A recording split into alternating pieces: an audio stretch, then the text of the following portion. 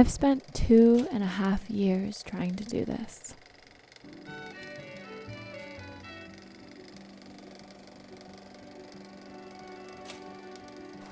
I pull my camera out, turn it on, and press record.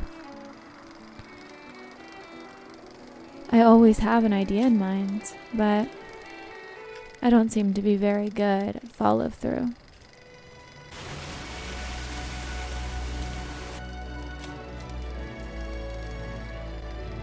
I've filmed so much these last couple of years. I've lived in 3 different houses in 3 different cities since I got this camera. It's been there when I'm working around the house and accompanied me to warm beaches and through cool forests. It's been there to capture the little moments that make up my everyday life.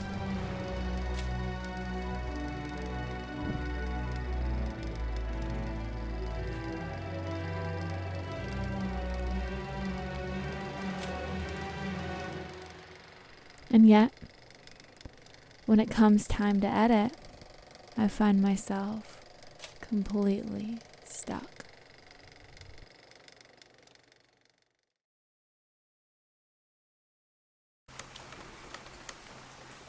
I've tried to make many videos, but none of them have captured the story I wanted to tell.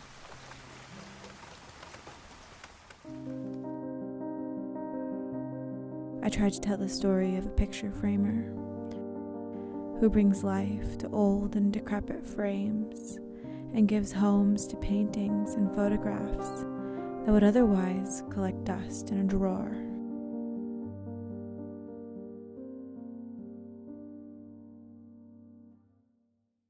I tried to tell the story of a garden upon a rooftop that laid hidden in the middle of a city above everyone's line of vision. A place where peaches and plums grew plump amongst the clouds and cats took long naps in a warm greenhouse. I tried to tell the story of a house becoming a home, where a little sanding and beeswax could make a piece of wood into an altar, and a decorated shelf upon a wall could turn the hollow echoes of an empty house into a dreamy little cottage. I tried to tell the story of a craftswoman who one by one strung cranberries upon a thread to make a garland of juicy ruby red gems that could bring color to a dark winter's day. I tried to tell the story of a pine tree that stood tall and proud in a little house adorned with lights and trinkets and jewels, bringing in the joyous tidings of lengthening winter days. I tried to tell the story of rainy winters and the hot meals, warm drinks, and crackling fireplaces that go along with them. The story of clusters of mushrooms that hide amongst the fallen leaves, some of them even good enough to eat. I tried to tell the story of a seamstress who cut and stitched a sheet into a dress she saw a cottage fairy wearing in the woods of Washington. I tried to tell the story of a tea house by the ocean where the wind always roars, that came to life with music and laughter and fire for Beltane. I tried to tell the story of ripe green avocados becoming a meal that would make taste buds and bellies giggle with joy. And then, for many months, I put my camera away and I stopped trying to tell any stories at all.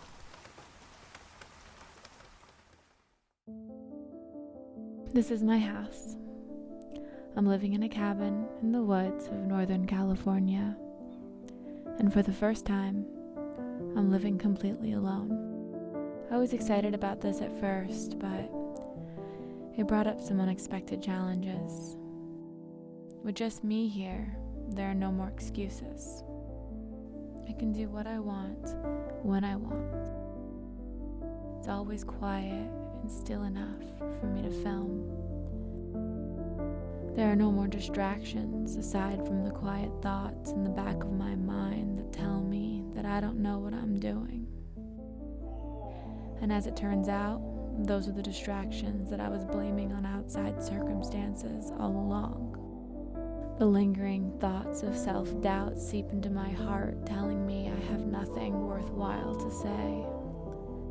But with no one else around, I can't really ignore that I'm the problem. After many moons of wrestling with this disturbing realization, I had to do something.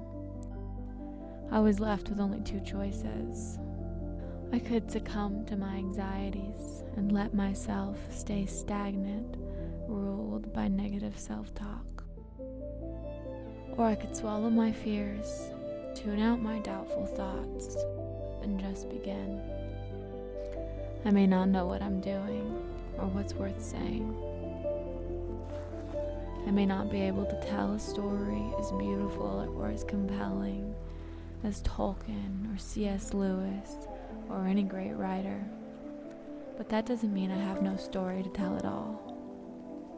Not the story of a picture framer or a craftswoman or a seamstress. Not of a gardener or a decorator or a cook.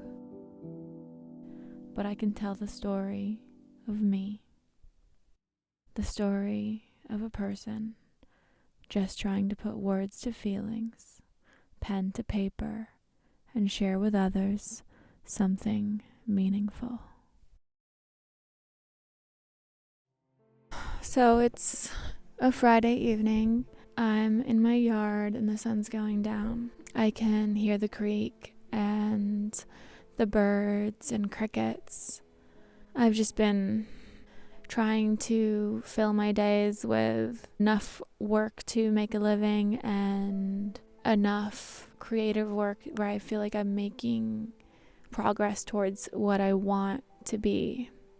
It's hard to get yourself into a place where you can activate your artistic side in a way that feels natural, where you're not just forcing it, but you're also not constantly just waiting for the muse to tap on your shoulder and whisper into your ear. It's something I'm still learning how to balance. When I'm with my friends, I can come up with 1,000 things to talk about.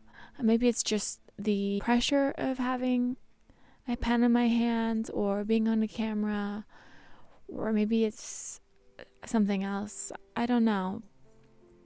But I always find myself so speechless. I know that I have a lot I want to express and I want to share, and I want to be able to share what I think about or what I see with others. It's just, this desire to have an expression of myself.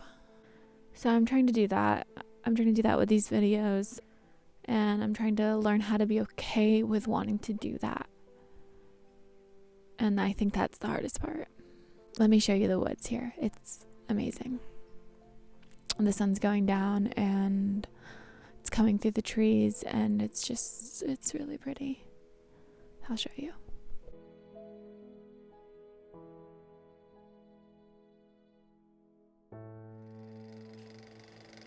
If you watch this video all the way to the end, thank you so much.